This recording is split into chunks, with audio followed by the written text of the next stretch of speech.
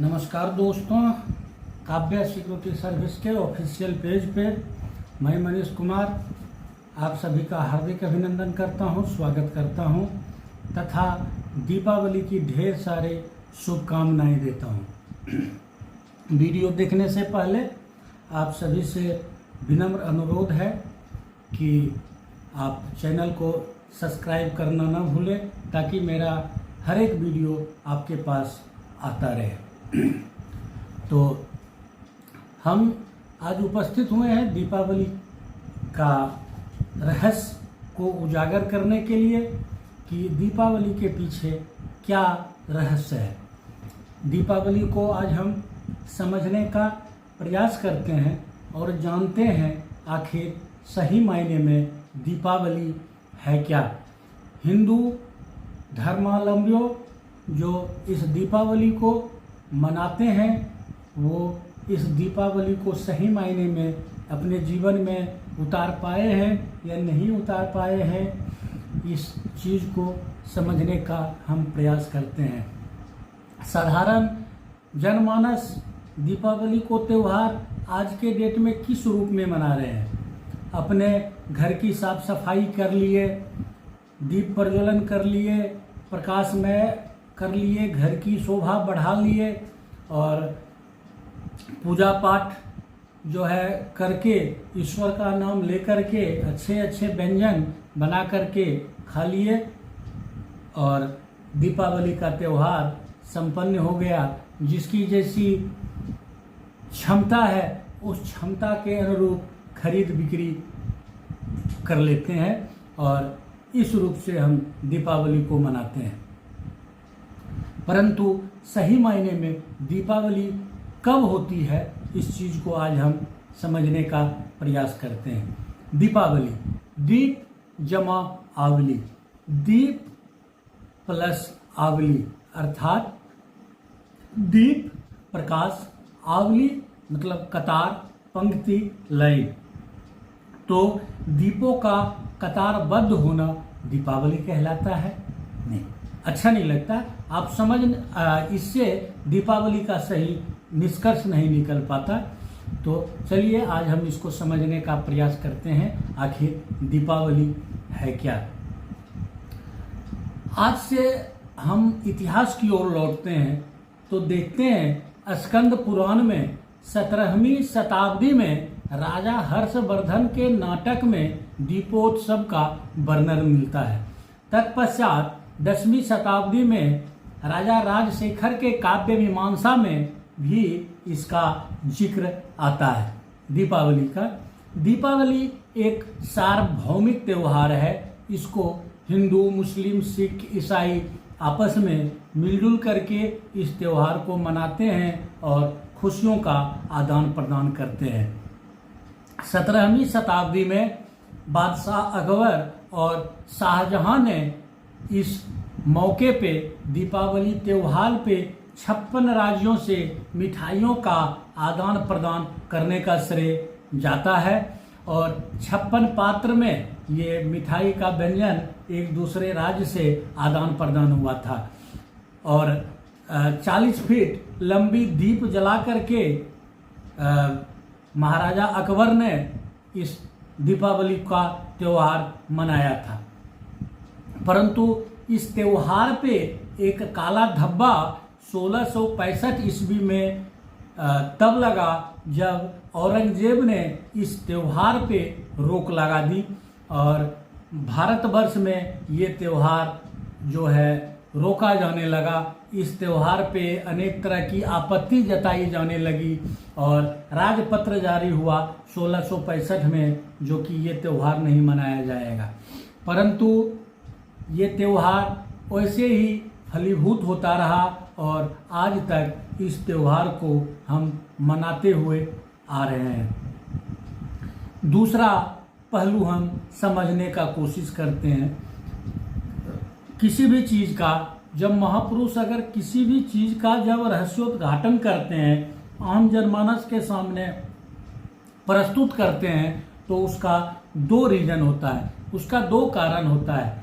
पहला कारण आध्यात्मिक कारण, दूसरा कारण वैज्ञानिक कारण। हमेशा आप देखते हैं आध्यात्म और विज्ञान में विरोधाभास होता रहता है, परंतु आध्यात्म से ही विज्ञान की उत्पत्ति हुई है। तो आप वैज्ञानिक कारण जानने का सर्वप्रथम हम प्रयास करते हैं, जो दीपावली के पीछे वैज्ञानिक रहस्य क्या है। तो आम जनमानस को पता है जो कि दीपावली का त्यौहार बरसात का ऋतु समाप्त होने के पश्चात और ठंड ऋतु के शुरुआत होने से पूर्व इस त्यौहार को मनाया जाता है। तो बरसात ऋतु में पर्यावरण, हमारी जो पर्यावरण है वो बारिश के कारण जो है दूषित हो जाती है। इसके फलस्वरूप हमारे पर्यावरण में अनेक प्रकार के कीट और पतंग का निर्माण होता है, जन्म होता है, और वो हमारे पर्यावरण को नुकसान पहुंचाते हैं, हमारे समाज को नुकसान पहुंचाते हैं। तो महापुरुषों ने इस त्योहार को जब दीप प्रज्वलित करते हैं, जब आप अपने घर में, चाहे वो दीप की रोशनी हो या इलेक्ट्रिक लाइट हो या कैंडल लाइट हो, तो ये सारे जो कीट पतंग हैं वो उष्मा को सहन नहीं कर पाते हैं, और उष्मा के कारण, गर्मी के कारण ये सारे कीट पतंग जो है मर जाते हैं और हमारा पर्यावरण फिर से स्वच्छ और शुद्ध हो जाता है। तो ये था दीपावली के पीछे वैज्ञानिक रहस्य। अब इसके पीछे, दीपावली के पीछे हम पौराणिक कथा को समझने का प्रयास करते हैं।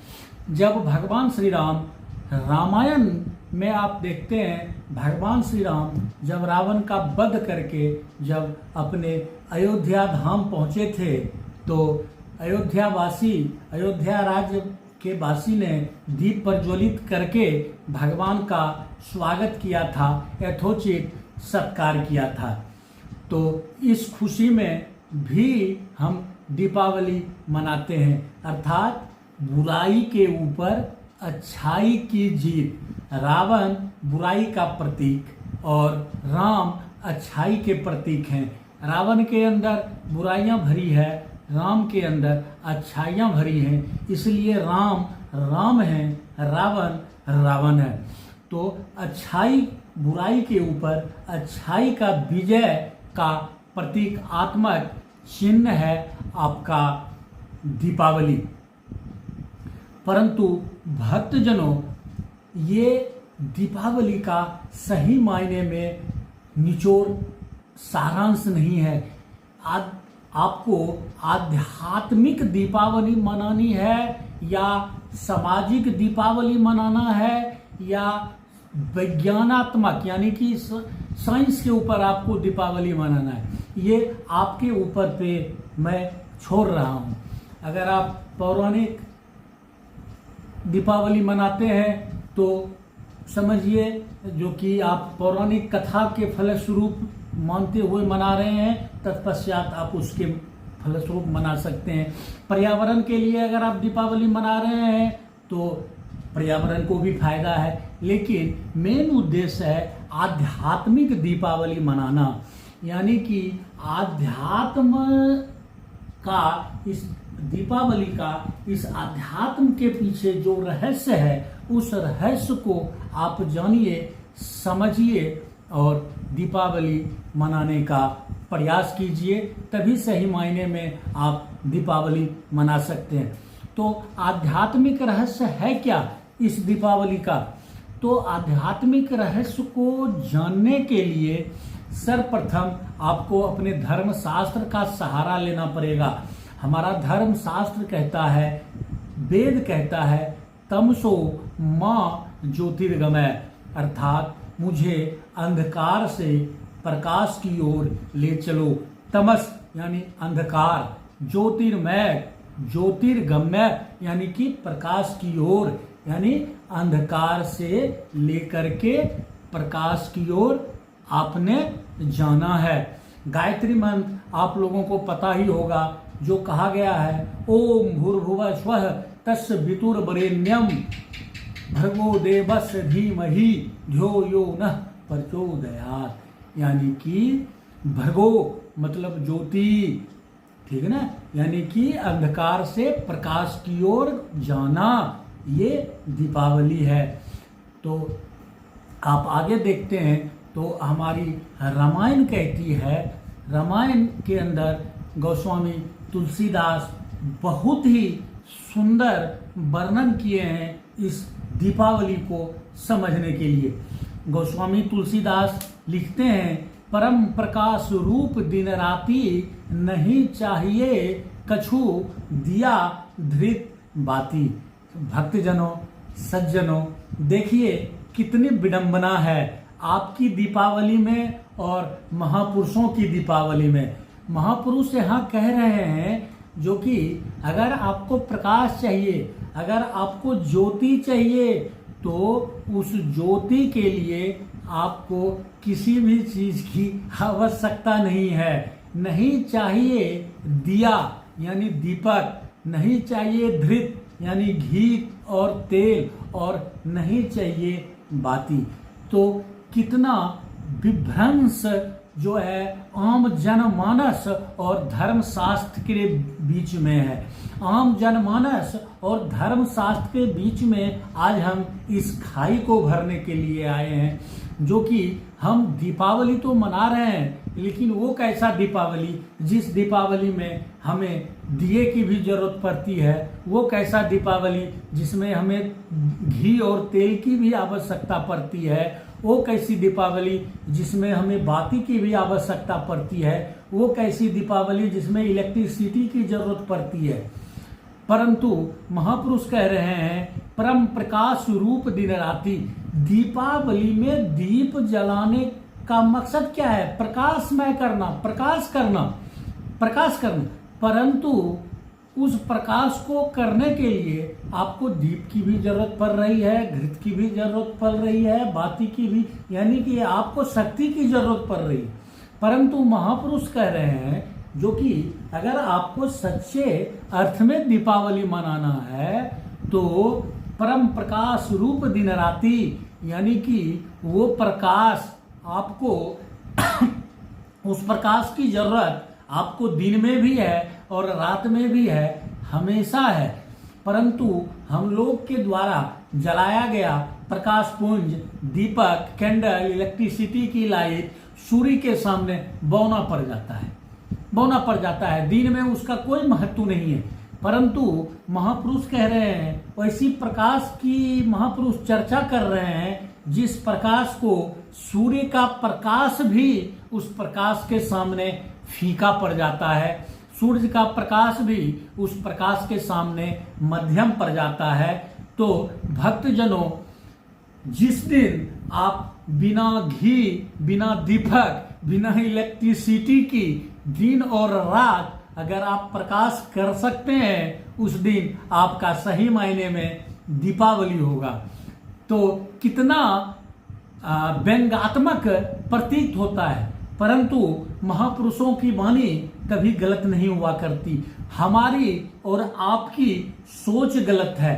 हम और आप महापुरुषों के वाणी तक नहीं पहुंच पा रहे हैं। जिस तरह से कोई भी साइंटिस्ट किसी भी चीज का निर्माण करता है तो हम उसको बिना जाने समझे उस चीज की परिकल्पना नहीं कर सकते। उसी तरह महापुरुष जब कुछ लिखते हैं, वक्तव्य देते हैं, तो उनको समझने के लिए सर्वप्रथम हमको उनके समकक्ष पहुंचना होगा। तत्पश्चात हम जान पाएंगे जो कि महापुरुषों का इस दोहा के ऊपर, इस विचार के ऊपर क्या निचोड़ है, क्या सारांश है। आगे हम समझने का प्रयास करते हैं। ये प्रकाश शब्द हमारे धर्म शास्त्र में बार बार आता है। हमको उस प्रकाश की ओर ध्यान देना है जो कि ये प्रकाश कह क्या रहा है, आखिर समझते हैं ये प्रकाश है क्या चीज। तो हमारी रामायण ही कहती है सहज प्रकाश रूप भगवाना, अर्थात भगवान का दो स्वरूप हमारे धर्म शास्त्र में बताया गया है, निर्गुण और सगुण। तो जो भगवान का निराकार स्वरूप है, निर्गुण स्वरूप है, वो प्रकाश स्वरूप है। और वो प्रकाश स्वरूप आपके अंदर समाया हुआ है, वो आपकी आत्म तत्व है, वो आपकी आत्मा है जो कि आपके अंदर विराजमान है। किस रूप में? प्रकाश के रूप में। अगर वो प्रकाश तत्व आपके आत्मा में मौजूद है तब आप चल रहे हैं, फिर रहे हैं, अपनी दैनिक क्रियाकलाप कर रहे हैं। परंतु अगर वो प्रकाश रूप अगर आपका शरीर को छोड़ जाती है तो आप मृत घोषित कहलाते हैं। तो दीपावली में आप अपने आत्म तत्व को सब जानना जरूरी है। अगर आप अपने आत्म तत्व को जान पाते हैं उस दिन आप सही मायने में दीपावली मना पाएंगे। इसी तरह से अर्जुन, गीता में हम देखते हैं जब अर्जुन को श्री कृष्ण ज्ञान की प्राप्ति कराते हैं, ज्ञान चक्षु देते हैं, तब अर्जुन से पूछते हैं, अर्जुन तुम क्या देख रहे हो? तो अर्जुन कहते हैं जो कि देवी सूर्यहस्त्र यानी कि 1000 सूर्य का प्रकाश जो है मैं अपने शरीर के अंदर देख रहा हूं। तो भक्तगणों, ठीक उसी प्रकार से आपको भी उस प्रकाश के साथ होना है, उस प्रकाश को जानना है, उस आत्म तत्व को जानना है, तभी आप सही मायने में दीपावली मना पाएंगे। इसी चीज को शिव पुराण में कहते हैं, नमो देवी महाविद्ये नमामि चरणौ तब सदा ज्ञान प्रकाशम मेव देहि सर्वार्थ देह शिवे। अर्थात वो शिव जो प्रकाश रूप में व्याप्त हैं, उस प्रकाश रूप शिव को जानना ही दीपावली है। इसी तरह से आप देवी भागवत पुराण को अगर आप अध्ययन करते हैं तो वहां भी है, या देवी सर्वभूतेषु ज्योति रूपेण संस्थिता नमस्तस्ये नमस्तस्ये नमस्तस्ये नमो नमः। अर्थात हे देवी, जो आप ज्योति के रूप में, प्रकाश के रूप में आप मेरे शरीर में विद्यमान हैं, उस आपके उस रूप को मेरा बारंबार प्रणाम है, नमस्कार है। तो भक्तगणों, आशा करते हैं जो आप लोग इस दीपावली का सार्वभौमिक सत्य से अवगत हो गए होंगे और समझ गए होंगे। परंतु ये सत्य का रहस्योद्घाटन आपके जीवन में करेगा कौन? आप स्वतः उस प्रकाश से जुड़ नहीं पाएंगे। अगर आप अपनी ज्ञान इंद्रियां का आंख अगर आप बंद करते हैं तो आपका जीवन अंधकारमय है। अगर कोई मनुष्य जिसका जन्म आनंद है वो देख नहीं सकता तो उसके लिए आपका दीप, आपका कैंडल लाइट, आपका इलेक्ट्रिसिटी लाइट किसी काम का नहीं है। तो उसके लिए कौन सा प्रकाश चाहिए? उसके लिए इनर लाइट चाहिए। तो इनर लाइट कहाँ से आएगा? इनर लाइट वही दे सकता है जो इनर लाइट के एनर्जी से प्रयुक्त है, यानी जिसके अंदर वो इनर लाइट, वो प्रकाशमय तत्व से वो जुड़ा हुआ है, वही आपको ईश्वर के उस सार्वभौमिक लाइट से जोड़ सकता है, उस प्रकाश से जोड़ सकता है। अगर आप किसी संत महापुरुष जो इस इनर लाइट से जुड़े हुए हैं, अगर आप उनका सानिध्य प्राप्त करते हैं तभी वो आपको अंतर्मुखी करके उस प्रकाश से जोड़ करके सही मायने में आपके जीवन में दीपावली का रहस्योद्घाटन कर सकते हैं और आप सही मायने में अपने आध्यात्मिक दीपावली मना सकते हैं। तो अगर आपको प्रकाश की जरूरत है तो एक ऐसे डॉक्टर की खोज कीजिए जो कि आपकी बाहरी आंख बना दे। अगर आपको बाहरी प्रकाश की जरूरत है तो आप किसी डॉक्टर की खोज कीजिए जो कि आपका नेत्र का उपचार करके आपकी नेत्र बना दे। प्रकाश आपके साथ हमेशा से है। उसी तरह से अगर आप आध्यात्मिक लाइट से जुड़ना चाहते हैं, अगर आप आध्यात्मिक लाइट में जाना चाहते हैं, अगर आप ये जानना चाहते हैं जो कि हम बाहरी ज्ञान इंद्रियां वाली आंख बंद करके इनर लाइट में अगर हम जाएं, इनर प्रकाश के समुद्र में अगर हम गोता लगाएं, तो वो समुद्र आपके साथ में है, वो समुद्र, वो प्रकाश आपके साथ में है। जरूरत है एक ऐसे संत महापुरुष की जो आपको उस सागर में उतार सके, वो ज्ञान चक्षु दे करके सही मायने में आपको दीपावली मना दे। तो यही दीपावली का सारांश है, निचोड़ है। आशा करते हैं आप लोग इस वीडियो से जानकारी प्राप्त करके अपने जीवन में दीपावली का सही मायने में समझ गए होंगे और सही मायने में आप सभी आध्यात्मिक दीपावली को मनाएं। एक बार मैं आपको फिर से दीपावली की हार्दिक शुभकामनाएं देता हूं और मैं अपनी वाणी को समाप्त करता हूं। आप इस चैनल को सब्सक्राइब करें, लाइक करें, ताकि मैं उससे मोटिवेट होकर के आप सभी के लिए फिर से किसी पॉइंट को रहस्योद्घाटन करने के लिए मैं उपस्थित होऊंगा। तब तक के लिए आप लोग खुश रहे। धन्यवाद।